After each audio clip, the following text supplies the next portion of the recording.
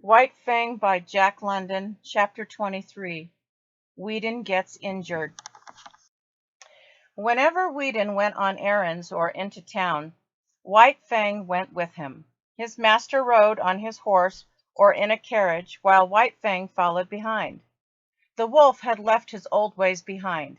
He had changed a lot since his days of roaming the streets of Fort Yukon. Now that he was with Weedon, he knew that he could not attack other dogs. Fighting was not allowed. It was hard when other dogs in town bothered White Fang. He tried to ignore them, but they would not go away. They bit at his heels and tried to trip him up. Every once in a while the wolf turned and snarled at them. It did not help, though. Every time Weedon went to town, White Fang was picked on. This went on for weeks before Weedon noticed. As White Fang ran after his carriage and away from the dogs, the carriage stopped. Weedon stepped down and told the wolf that it was okay. "Go on, boy," Weedon said.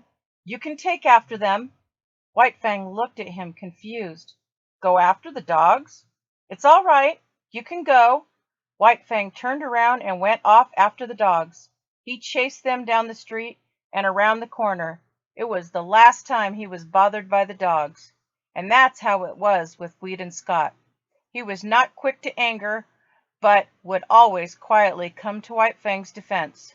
When children outside his office were throwing sticks and rocks at the wolf, Weedon stopped it. After one firm lecture, they never came back. White Fang also followed his master on horseback when Weedon went for a ride through the countryside. They could run for hours together. The wolf had plenty of time to run through the trees and chase squirrels. It reminded him of hunting with his mother in the wild. Those were the days before Beauty Smith, before Gray Beaver. Although he didn't have the words to describe his feelings, White Fang knew that he was happy. One day, though, disaster struck. Weedon's horse lost its footing and tumbled. Weedon was thrown, and his horse rolled over on him.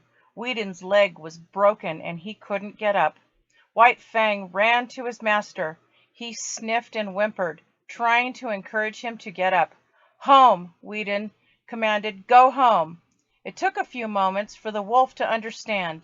He ran back toward the house, but returned to his master, amazed to see him in the same spot. "It's all right," Weedon said, more gently. "Go back home now." White Fang ran all the way at top speed. The Scott family was sitting on the porch. White Fang ran up the stairs so quickly that he almost knocked Weedon's wife over. "My word!" she exclaimed. "What on earth could be wrong with him?" White Fang ran off the porch, then back on. He was so wild that he scared the children. "I must confess," Weedon's mother said, "he makes me nervous around the children." White Fang started to growl. "A wolf is a wolf," said Judge Scott. "There is no trusting one." He went back to reading his paper. White Fang moved from one person to the next. He nudged them, then ran back toward the trail. Weedon's wife stood up.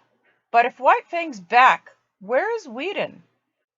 White Fang wouldn't leave him unless something was wrong. They were all on their feet now. For the second and last time in his life, White Fang barked and was understood. The family found Weedon and brought him home. After that, White Fang held a special place in everyone's heart. Even the collie was nicer to him. She let him run in the woods with her or around the yard, just as the red dog had run with One Eye years before. No one doubted now that a wolf could change.